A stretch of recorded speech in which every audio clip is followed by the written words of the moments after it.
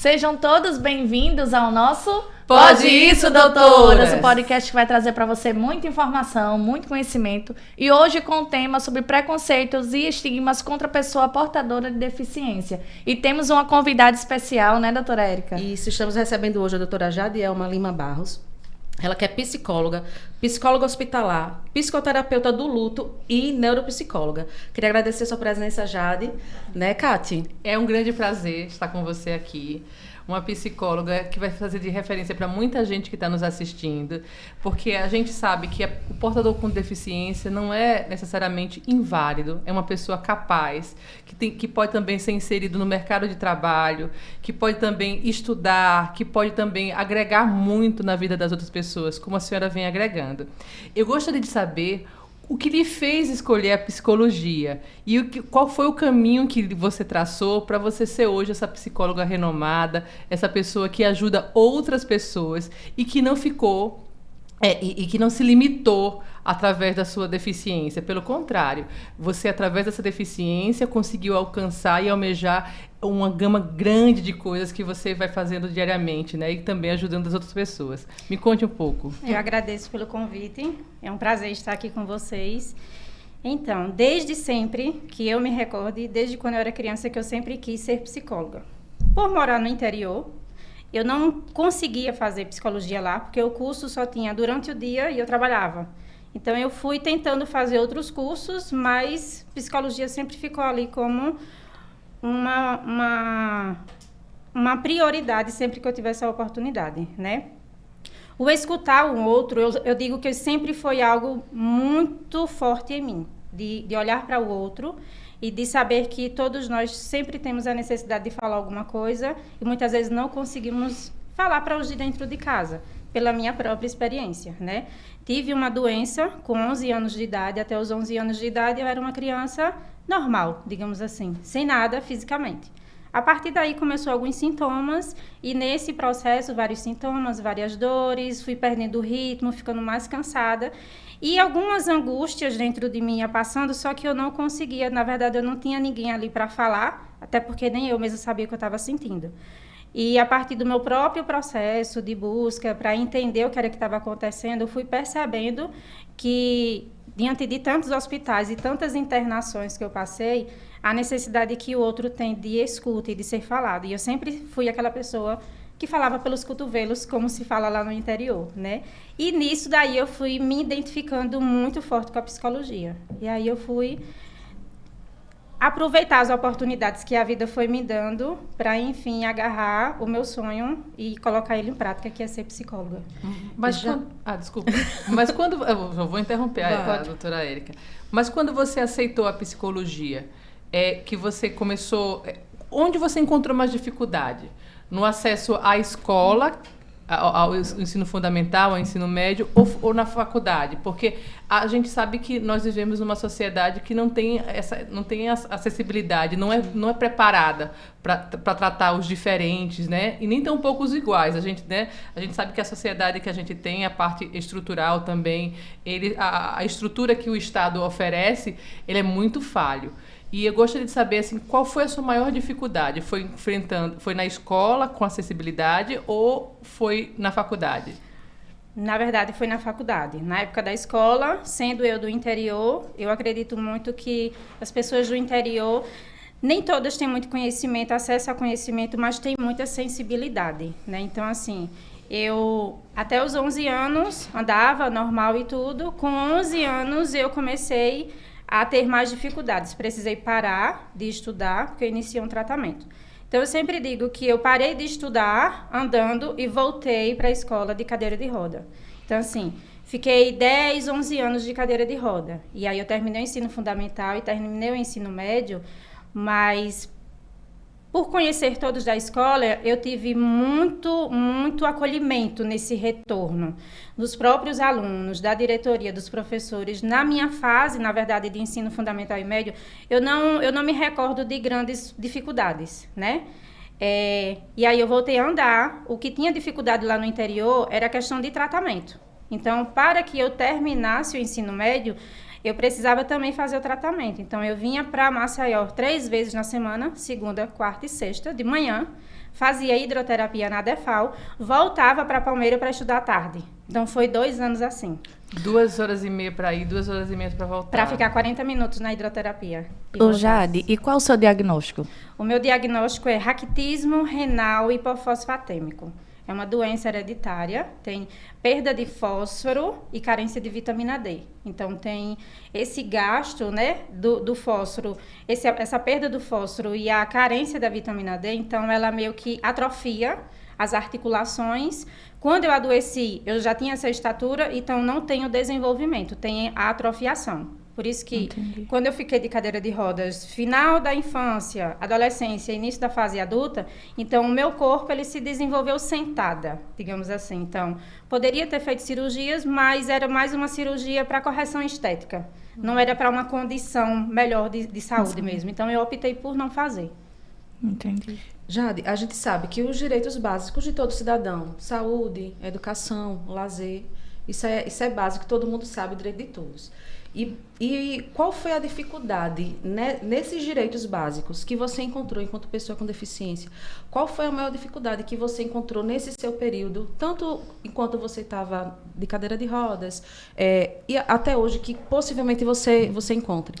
Acessibilidade, a gente sabe que é uma delas, com certeza, mas que você precisou de plano de saúde, do estado, do município. Qual foi a maior dificuldade que você encontrou? Tratamento e medicação. Na época que eu adoeci, na época eu tinha 12 anos, eu fui diagnosticada com mais ou menos uns 14, 15 anos. Eu fui a primeira pessoa aqui em Alagoas a ser diagnosticada com essa doença.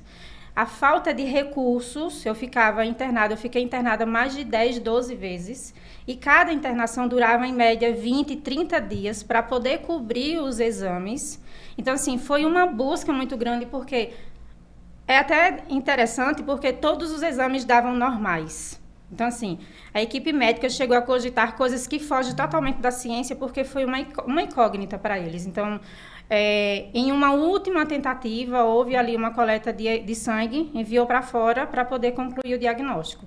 Mas até lá, foi exatamente nesse período que eu fui para a cadeira de roda. Pela falta de tratamento, talvez se o tratamento tivesse acontecido mais cedo, a cadeira de rodas poderia ter sido evitada. Então, começou uma nova luta, que foi o medicamento, porque o medicamento era caríssimo, assim como o tratamento. Então, foi uma luta para o governo liberar o medicamento. E assim foi também depois de um tempo que a gente descobriu que não era o medicamento adequado. Então, foi uma outra busca para buscar um outro médico que tivesse uma formação, que não tem ninguém aqui no estado com especialidade na minha condição. E aí foi um outro tratamento, que foi o tratamento de hidroterapia e com outra medicação. Para a partir daí, 12 anos depois aproximadamente, foi que eu consegui sair da cadeira de rodas. Antes de se tornar psicóloga, antes de trabalhar como profissional, como você já tem clinicando, né, atendendo, você teve outras profissões, já trabalhou em outras áreas? Qual foi a área, além da psicologia, que você mais se sentiu acolhida? Não vou falar menos acolhida, mas mais acolhida, que você se identificou, que foi bem aceita, ou que foi remunerada, foi reconhecida? Todas as vagas que eu trabalhei, todas as vagas foram de PCD. Então, não foi nem necessariamente por eu ter uma experiência em alguma área. Acabou coincidindo que eu me identifiquei muito com a área de RH e departamento pessoal. E na minha primeira experiência, eu entrei como auxiliar administrativo e eu me identifiquei com a área e fui promovida. Então, daí por diante, praticamente todas as áreas foi departamento pessoal, mas sempre na vaga de PCD, e que coincidia muito por ter uma necessidade ali de uma pessoa para o departamento pessoal. Então, pela área de recursos humanos, pela área de departamento pessoal, de alguma forma também precisa ter essa escuta do outro, dos funcionários da empresa. Então, até ser psicóloga, digamos que foi a área até que eu mais me identifiquei, porque beirava ali um pouquinho com a psicologia. E me diz uma coisa, no caso, você estava ocupando uma vaga PCD, mas você se sentia incluída nessa vaga, no caso, na empresa, pelos colegas, pelos próprios superiores? Pelos colegas, digamos que sim. Nunca senti nenhum desconforto, na verdade, mas pela gestão de uma das empresas em que eu trabalhei, foi uma das experiências mais difíceis que eu passei, porque a condição, apesar de ser uma empresa grande aqui em Maceió, mas a forma como eles tratavam, a forma como eles lidavam com a minha necessidade enquanto PCD era fora do normal. Chegava a ser absurdo, porque eu tinha que inúmeras vezes registrar com fotos o local em que eu tinha que sentar para poder atender as pessoas, que foi em uma faculdade. Então, assim, não tinha cadeiras, e para isso eu tinha que sentar em cima daqueles bancos bem altos. Não tinha cadeira adequada. Foi uma faculdade. Foi uma faculdade aqui em Maceió. Então, Olha assim, tinha que registrar com foto, tinha que mandar e-mail, tinha que falar com a técnica de segurança do trabalho. E era um desgaste muito grande, porque nunca acontecia nada. Os e-mails eram ignorados, as reclamações também, que tinha um sistema interno, né, de reclamação para os funcionários, mas nada acontecia. Chegou um determinado momento que, assim, isso foi quase 3 anos. E eu comecei a ter dores na coluna, porque era um banco. Não tinha apoio para os braços nem para as costas. A gente atendia alunos, né? Então, assim, comecei a ter dores. Foi na época que eu tive chikungunya. Nessa mesma época, eu fiquei com muitas dores, mais ainda do que a minha limitação. Então, eu meio que cheguei no meu limite. Precisei mesmo pressionar, digamos assim, que eu precisava que eles me demitissem, porque se eu pedisse demissão, eu perderia os meus direitos, né? Então, seria muito mais difícil para mim.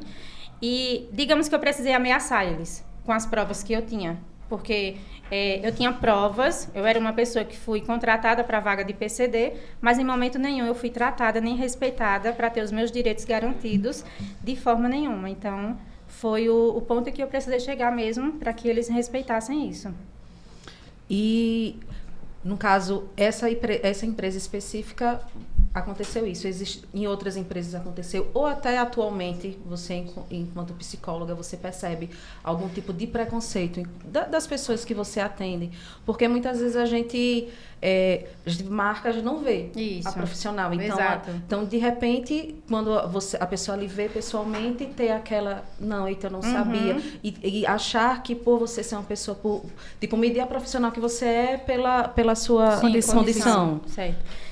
Eu honestamente, em 5 anos de atuação, eu nunca percebi nenhum preconceito dos pacientes. Eu percebo uma surpresa. Percebo uma surpresa. Eles não expressam, mas talvez pode até ter um pezinho atrás ali por querer associar a condição à questão do profissionalismo, da capacidade, né? Mas eu não percebo com os pacientes. Mas eu ainda continuo percebendo, eu leio os olhares, eu vejo as pessoas de alguma forma que tanto lhe olha diferente, como lhe trata diferente, como sempre julga você numa fila, né, em que você faz valer o seu direito, né? Então, assim, as pessoas olham estranho, as pessoas questionam, as pessoas chegam a xingar mesmo. E eu acredito que esse preconceito, ele perdura, porque eu tive uma experiência na faculdade. Na faculdade foi uma das experiências mais difíceis, porque eu esperei um tratamento diferente, porque eram meus colegas de sala de aula no 6º período. Então, assim, eu tinha um trajeto extenso que eu precisava fazer para poder chegar na sala, tinha 3 escadas e tudo, e coincidiu dessa mesma época da chikungunya que eu fiquei com uma dor muito grande no joelho. E aí eu fui conversar com a turma para que a gente cogitasse, uma vez que tinha uma sala livre, no outro prédio, que ficava mais próximo para mim do ponto de ônibus.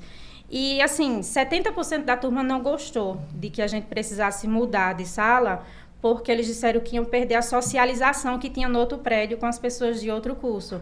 E, assim, eu fiquei bem chocada, porque a gente sempre espera que psicólogos tenham ali uma humanidade aguçada, digamos assim.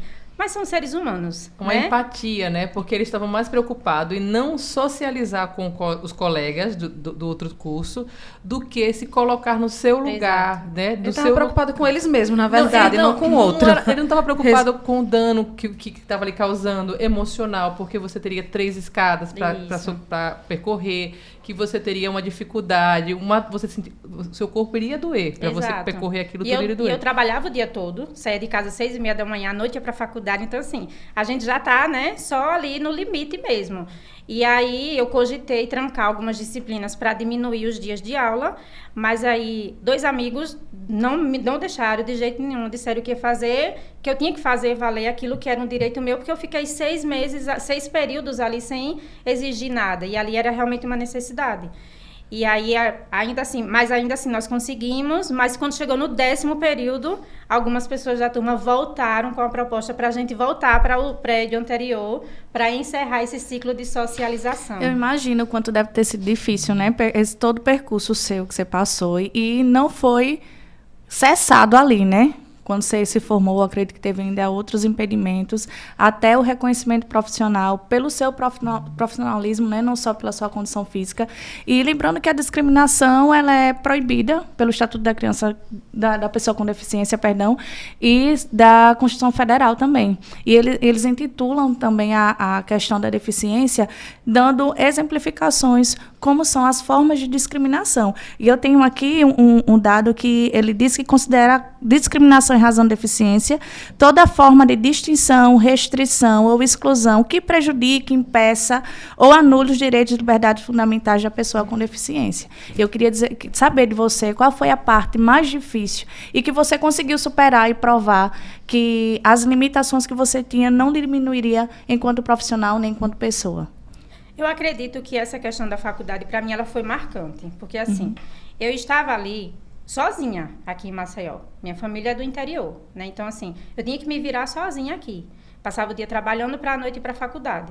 Eu sempre dizia que eu era a pessoa mais afetada, prejudicada da minha turma, porque cada uma tinha algo em que fosse um suporte. Um pai ou um marido que tinha carro, ou não trabalhava o dia todo, só trabalhava um horário, ou só trabalhava um horário, ou quando chegava em casa, ter comida pronta não era uma preocupação. E tudo isso era para mim.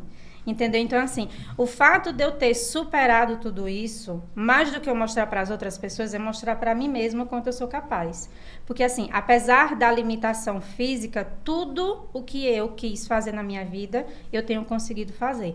Sim, existe um processo talvez mais lento, eu preciso traçar um caminho aí um pouco mais difícil, mais demorado, mas eu não permiti que a minha deficiência física fosse um fator de vitimismo, me limitasse, que eu usasse isso para fazer valer um direito, no sentido de justificar um comportamento, uma decisão, porque sou PCD ou alguma coisa do tipo. Não, eu faço valer os meus direitos, mas eu não tiro disso uma vantagem. Muito pelo contrário, porque não é uma vantagem. Né? É uma realidade que só eu sei o que eu passo no dia a dia, fisicamente. Eu não sei explicar, mas emocionalmente eu nunca fui afetada por isso, né? Eu vejo muitas pessoas que não têm uma deficiência física, que não têm uma deformidade, que não têm uma limitação, fisicamente são perfeitas, mas que têm vários problemas mal resolvidos consigo mesmo. E eu não tenho esse problema. Eu sou uma pessoa muito bem realizada comigo, eu me aceito muito bem e me respeito, porque todas as cicatrizes que eu trago no corpo são a minha história. Se eu tratasse essas cicatrizes de forma diferente, eu estaria desrespeitando a minha própria história. E eu não posso fazer isso comigo, nem com as pessoas que fizeram parte e fazem parte da minha história até hoje. Perfeito. E eu queria saber... Tapa na cara. né? De todas as coisas que você vem realizando, cada dia a gente quer realizar mais, né? A gente consegue uma coisa e a gente pensa, não, eu quero aquilo mais. A gente consegue aquilo mais, a gente quer sempre mais. Qual é o seu objetivo hoje para o seu futuro? O que você espera? O que você espera que a doutora Jade conquiste de mudança para daqui a 10 anos? O que você espera trazer através da sua experiência, da sua vida, das suas conquistas? Você espera atingir o quê? Assim, o que você almeja para o seu Eu queria ter mais tempo, mas como isso não é possível... Então, eu estou já ajustando a minha rotina para diminuir um pouco a carga horária de trabalho, porque também já está excessiva, porque eu preciso estudar, eu preciso de tempo para mim, eu preciso descansar, eu preciso de tempo para minha família. Na verdade, eu acho que, assim, eu nunca fui uma pessoa ambiciosa. Eu sou uma pessoa que eu quero ter uma qualidade de vida e, na medida do possível, um conforto, sem tantas preocupações como já foi durante toda a minha vida. Então, assim, hoje eu estou em uma fase em que eu preciso ter uma flexibilidade e uma independência melhor nos meus horários. Exatamente para que eu possa ter um pouco mais de tempo de qualidade e que eu possa ter mais tempo para estudar, porque eu acho que é isso que eu vou fazer para o resto da vida. Então, quer dizer que tudo que você... Olha só, tudo que você consegue almejar, planejar, você consegue alcançar, né? Tudo com planejamento. Eu queria saber também, além da profissional que você é, um excelente profissional, se na sua vida pessoal, se isso limitou nos seus relacionamentos, se lhe trouxe algum momento, lhe trouxe algum transtorno, essa sua limitação, ou alguma frustração. Limitou porque a gente sabe que o outro, ele sempre vai achar que ele conhece através daquilo que ele está vendo. Nunca através daquilo de quem você é realmente. E eu tenho hoje quase 40 anos. Eu vou fazer 8 anos de casada. Mas assim, casar também nunca foi um dos maiores sonhos para mim. Aconteceu. Só que assim, dizer que isso não teve aí também uma área que não foi afetada, porque foi.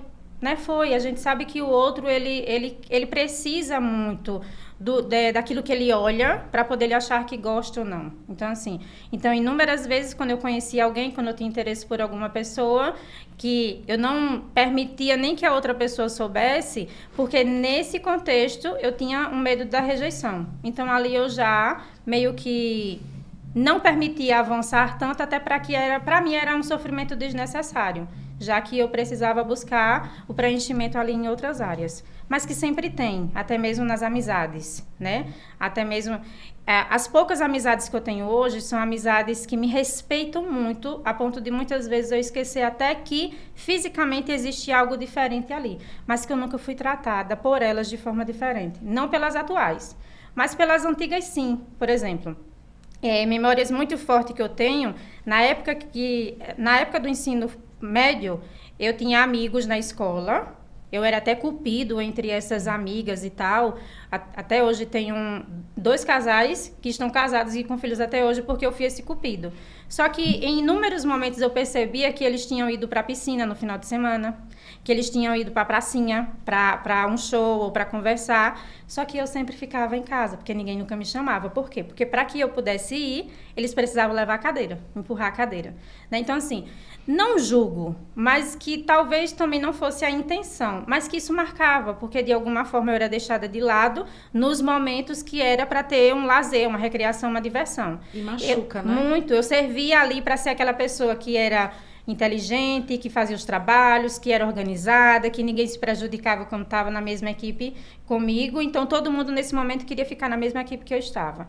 Mas, na hora de todo mundo se socializar e sair, então não tinha um lugar para que eu fosse inclusa.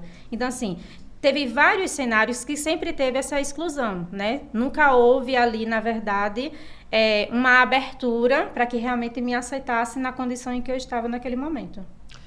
A gente sabe que, como eu tinha falado, para poder saber o que uma pessoa com deficiência vive, eu acho que somente a própria pessoa ou um parente, tipo a sua mãe, né, que possivelmente lhe acompanhou nessa trajetória. Como você falou, que você era uma criança sem problema nenhum e aos 11 anos você descobriu essa deficiência e a partir daí, eu acho que foi uma luta, né, como é que eu posso dizer... uma luta tanto para você quanto para ela, né? Porque também uma mãe, ela não imagina que ela vai ter um filho e ela vai ter que segurar essa barra, porque é duro para os dois. Você falou que profissionalmente isso nunca lhe afetou emocionalmente. A ponto, vamos dizer assim, de você precisar fazer um acompanhamento. Sim. E pessoalmente, porque querendo ou não, como você falou, das amizades, dos relacionamentos, você se sentir excluída é muito ruim. Não só, acho que nas amizades e no trabalho, como nos acessos a necessidades básicas, como você falou, medicação, ir num barzinho, ir num restaurante e você perceber que ali não está adaptado, que não está pronto para lhe receber, porque a gente fala somente da questão do trabalho, mas tem tantas outras coisas que a gente não imagina, que a gente não sabe as dificuldades que um PCD passa. Tipo, um restaurante, se já aconteceu uma situação extremamente constrangedora, a ponto de você chegar no local e ter que se retirar, porque não estava adaptado, não estava acessível para você utilizar. E a gente, enquanto consumidor, a gente quer chegar no local e quer estar ali, ser servido e que o local esteja adaptado para receber todo tipo de pessoa, independente da condição da pessoa. Então, já aconteceu alguma situação desse tipo de deixar assim? Na época da cadeira de roda, sim, porque sempre que eu ia para algum local, até para médico mesmo, até para igreja, algumas igrejas e outros locais, então não tinha como subir com a cadeira, então tinha que 2 pessoas levantar a cadeira. Se fosse questão de alguns degraus, né? 1, 2. Mas quando era escada mesmo, então alguém tinha que me levar no braço e outra pessoa levar a cadeira. Então, assim, isso acontecia muito, né? De passar para um lugar para outro, porque não tinha, na verdade, não tem muita acessibilidade, principalmente para o cadeirante.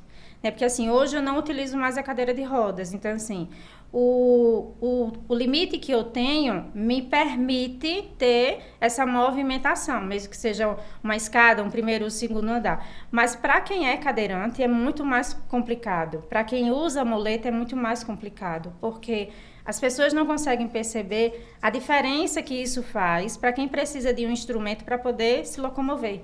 Então, faz toda a diferença quando a gente chega em um ambiente em que tem ali o seu direito garantido. Eu lembro que na igreja que eu fazia parte lá no interior, a pessoa que administrava a igreja, quando eu comecei a andar de cadeira de rodas, ele fez questão de quebrar parte da calçada, das 2 calçadas, da calçada da frente e da que dava acesso para dentro da igreja, e ele fez uma rampa. Então, assim, ali, além de não ter servido só para mim, serviu para idosos e para tantas outras pessoas deficientes. Mas foi por eu ser assídua na época na igreja e por ele ver que a partir daquele momento eu estava na cadeira, para que eu não precisasse todas as vezes estar pedindo para alguém subir ou estar pedindo ajuda, sendo que ali de alguma forma eu tinha essa liberdade. Mas que isso é uma realidade que o portador de deficiência, ele lida todos os dias. Não só o portador de deficiência físico, mas também as pessoas que trazem algum tipo de transtorno, né? Então, assim, a falta de inclusão, o entender, por exemplo, em uma entrevista de emprego, o que é que aquela pessoa que às vezes tem uma deficiência auditiva, visual, quais os instrumentos que ele precisaria para que ele pudesse fazer o seu trabalho bem feito. Ele foi contratado para alguma coisa, ele apresentou ali um CID que tinha uma deficiência. Então, a empresa tem que estar preparada para entender quais são as necessidades, né? Seja uma tela maior, seja um ambiente com questão voltada para uma deficiência auditiva. Muitas empresas, às vezes, têm banheiro no primeiro andar. Então, será que essa pessoa que, às vezes, usa muleta, usa cadeira de rodas, ela vai poder? O banheiro é adaptado? Tem as rampas? Tem a barra? Então, tudo isso é uma realidade do PCD em que a sociedade precisa compreender que, para que a gente possa ser contribuinte daquilo que a sociedade precisa, ele precisa também ser respeitado dentro das suas condições. E para se sentir incluído, né, na verdade. Existem essas deficiências ocultas, né? Que muitos portadores deficientes, além de viver tudo isso, ainda tem que provar que tem essas limitações, que tem essa deficiência e implorar que tenha os acessos, tudo de forma igualitária. É muito Porque difícil. A acessibilidade é um direito fundamental, a qual ele dá direito aos outros direitos, né? O direito à saúde, direito à educação, direito a cotas. Então, assim, não é um favor que a pessoa está lhe fazendo ao pôr uma rampa. É um direito fundamental que já é adquirido pela própria Constituição. Vocês têm esse direito. Só que o que a gente tem que fazer mais é exigir que eles sejam cumpridos, né? Exigir que tenha efetividade para que as pessoas possam utilizar e cobrar para que a sociedade possa dar uma condição melhor àqueles que procuram viver de forma harmônica e melhor, né? Olha, eu fico muito feliz em podendo estar com você aqui, doutora Jade, e compartilhando com as colegas e com todo mundo que está nos assistindo para poder saber o quão inteligente você é, o quanto você vai atingir as pessoas, né, que acham que muitas pessoas estão passando ou sofreram um acidente, estão se limitando nesse momento, estão ficando limitados nesse momento, e eles têm que procurar e ver que existe uma luz, né? A luz está aqui também, e que existe um amanhã cheio de esperança, cheio de coisas para conquistar. Então, assim, eu fico muito grata por tudo que você Eu que me agradeço informou pela aqui. oportunidade. Como a gente tinha falado no outro podcast, a limitação está na nossa mente, né? Exato.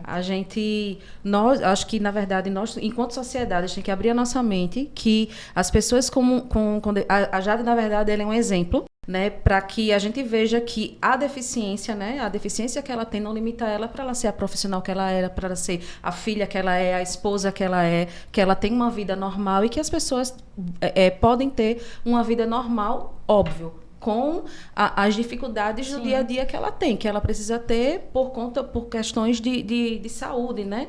E aí eu queria saber duas coisas. Uma é referente qual o tipo de tratamento que você faz hoje, se você faz uso de tratamento particular, se é público.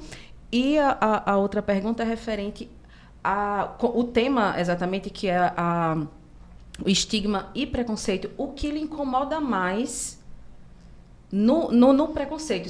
Certo tipo de atitude que incomoda mais você enquanto PCD?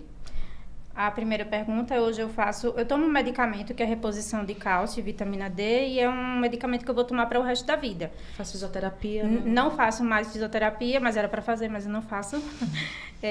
Mas assim, eu faço acompanhamento médico a cada 6 meses, e o médico é pelo plano de saúde e o medicamento é fornecido pela farmácia do governo. E você estava treinando um tempo Isso, desse, só que eu nunca consigo continuar, né? Porque, segundo Falta a uma Érica, constância. musculação é tudo.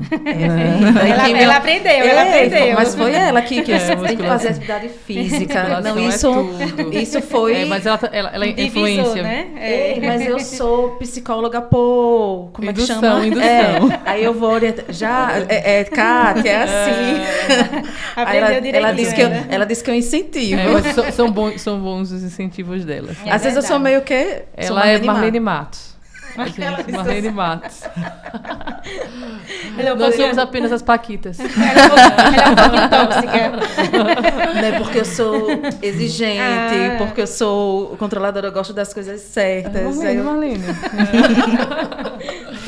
Ô, Jade, pra quebrar esse clima, né? Porque eu sou sedentária. Vamos lá, mudar o assunto. Me diz uma coisa, você atende pacientes com deficiência? Eles acarretam esses traumas? Eu queria que você falasse Atendo pacientes com deficiência, tanto deficiência física como deficiência oculta, né? Que são os transtornos.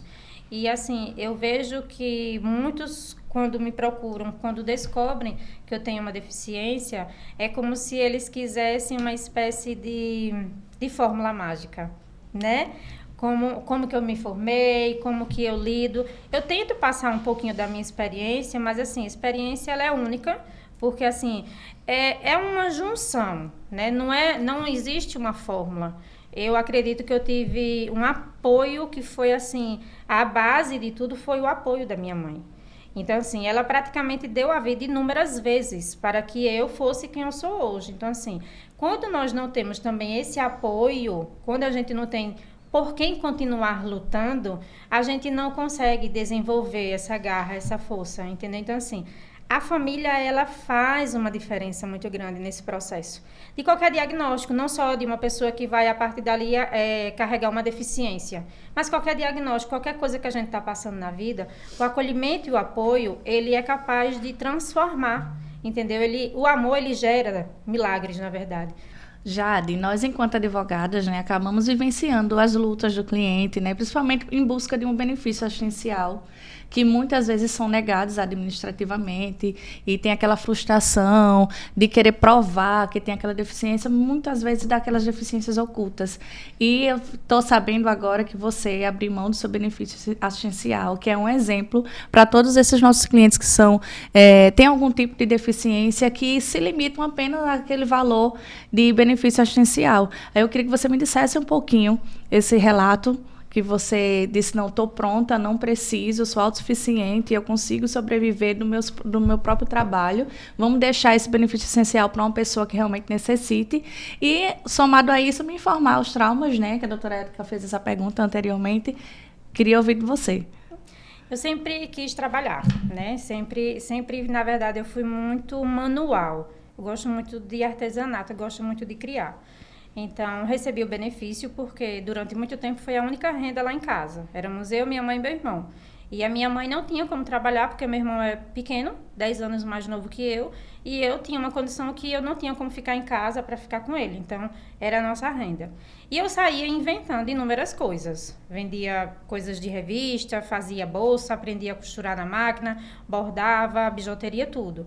E nesse processo, apareceu uma oportunidade, uma entrevista de emprego lá no interior, e eu passei, né, na entrevista e eu fiquei muito feliz, mas ao mesmo tempo foi uma decisão muito difícil, porque para ir para o trabalho todos os dias, a gente ia ter que pagar inicialmente uma pessoa para ficar me levando todos os dias.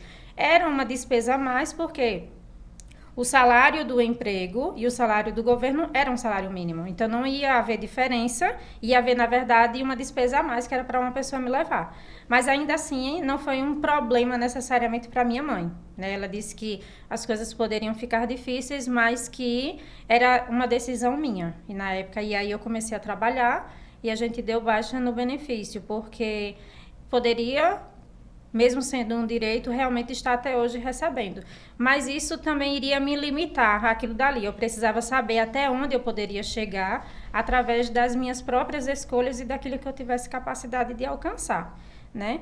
Em relação à pergunta da doutora Érica, para mim, hoje, eu não uso mais a cadeira de roda, mas eu tenho uma estatura baixa, né? Então, assim, em muitos lugares que eu chego, então, muitas coisas, elas são muito mais altas, né? Até mesmo eu acredito que para pessoas que tenham uma estatura mediana, 1,50 m, 1,60 m, muitas vezes vai até também ter uma dificuldade.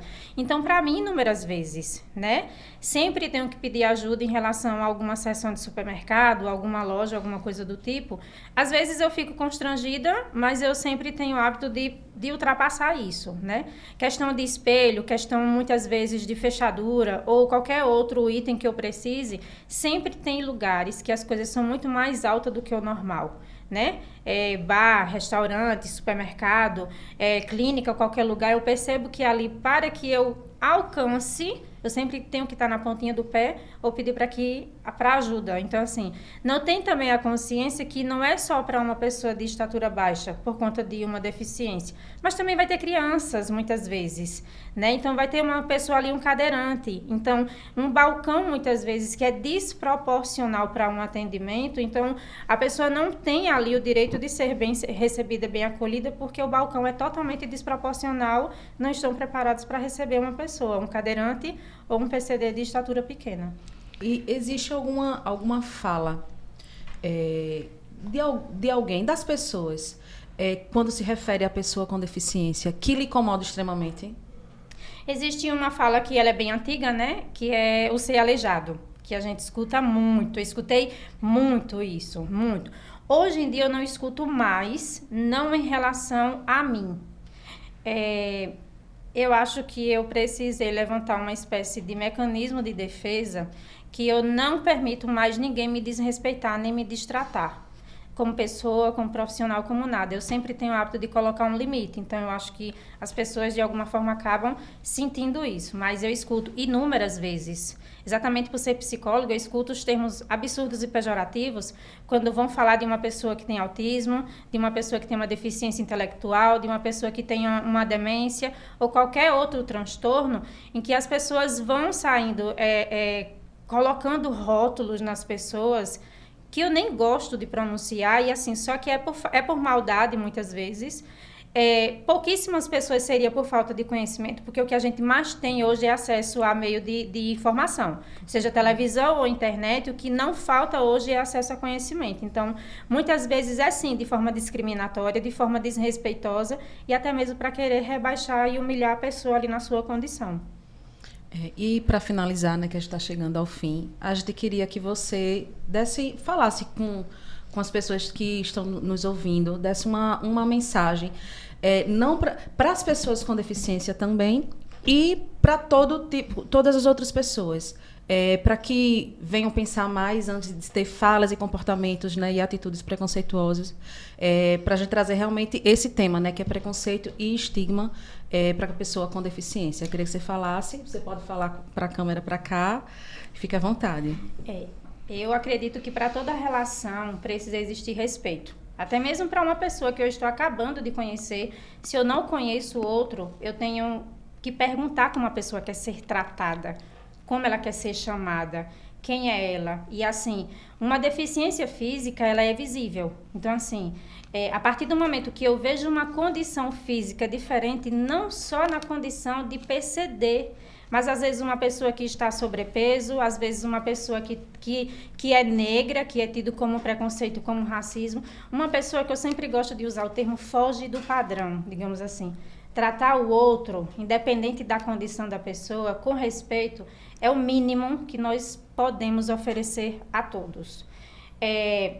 Uma característica física, seja uma aparência, seja um peso, seja a própria deficiência física, é apenas uma característica entre inúmeras que nós temos.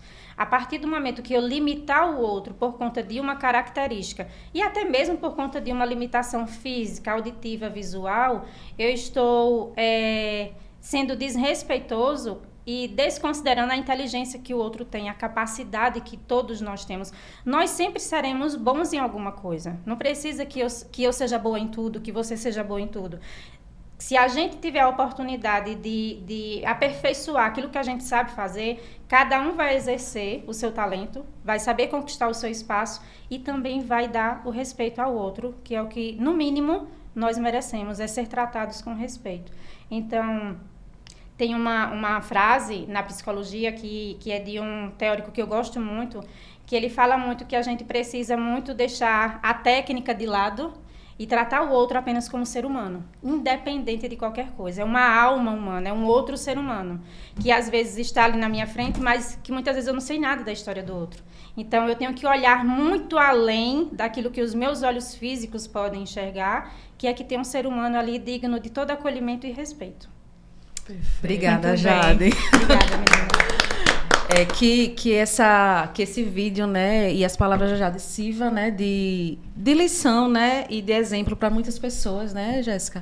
De acolhimento. De acolhimento para muitas pessoas com deficiência que se limitam, que acreditam que como ela falou, que não é porque ela tem uma deficiência que ela está limitada. Ela pode ser boa em outras coisas, Exato. né?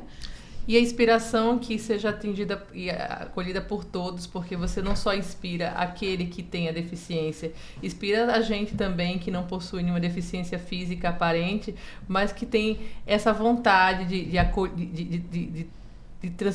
passar para as pessoas o seu conhecimento, a sua vivência, a sua superação. A superação que você teve desde a infância, né, desde os 10 anos de idade, da sua adolescência, da falta de inclusão com os amigos e depois na faculdade. E hoje está aqui acolhendo e transmitindo para um monte de gente esse seu conhecimento que é muito sábio e muito rico. Muito obrigada, sou muito grata em ter lhe conhecido e ter compartilhado essa tarde com você. Eu que agradeço, muito obrigada. Obrigada, Jade, pela sua vida, pela sua história, pela sua presença. Muito obrigada. Ai, querida.